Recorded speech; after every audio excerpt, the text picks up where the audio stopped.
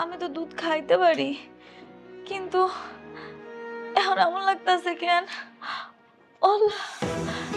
শান্তা বই না, আমার একটু অনেকের কল দাও না। তারপর পেটের বাচ্চাটা মরে যাবো এমন ওষুধ দিচ্ছি বাচ্চার জীবন বাঁচ। আমি মনে বাসুম না, আল্লাহ।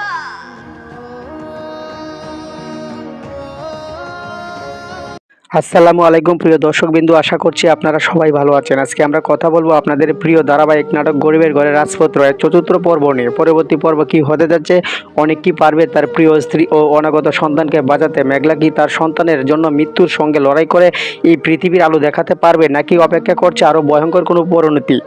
গত পর্বে আমরা দেখেছি অনেক ও মেঘলার জীবনে যখন সব জ্বর ধীরে ধীরে থেমে যাচ্ছিল, ঠিক তখনই নতুন এক অন্ধকার নেমে এলো তাদের জীবনে। অনেকের চাচা চাচি বাইরে অনেক ভালো মানুষের মুখোশ পরে থাকলেও তাদের মনে লুকিয়ে আছে গভীর ষড়যন্ত্র। তারা কোনোভাবেই চায় না অনেক ও মেঘলার সুখী জীবন, আর তাই তারা আবারও নতুন এক চক্রান্ত শুরু করেছে। সবচেয়ে ভয়ঙ্কর খবর হলো মেঘলার অনাগত সন্তানকে নষ্ট করার সিদ্ধান্ত তারা ইতিমধ্যেই নিয়ে ফেলেছে।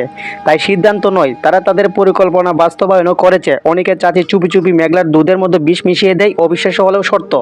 মেঘলা সেই বিষাক্ত দুধ পান করে।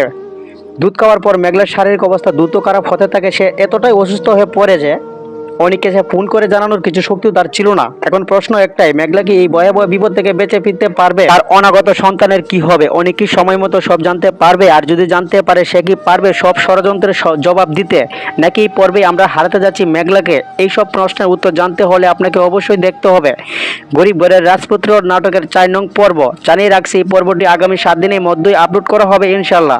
তাই চোখ রাখুন আমাদের চ্যানেলে, আর মিস করবেন না একটিও আপডেট। আপনি যদি সবার আগে নাটকটি দেখতে চান তাহলে সম্পূর্ণ ভিডিওটি দেখুন, লাইক দিন, কমেন্ট করে জানান আপনার মতামত, এবং অবশ্যই চ্যানেলটি সাবস্ক্রাইব করে পাশে থাকুন, বেল আইকনটি অন করে রাখুন। আপনাদের ভালোবাসা ও সাপোর্টেই আমাদের এগিয়ে চলার শক্তি। আসসালামু আলাইকুম, সকলেই ভালো থাকবেন, সুস্থ থাকবেন, আল্লাহ হাফেজ।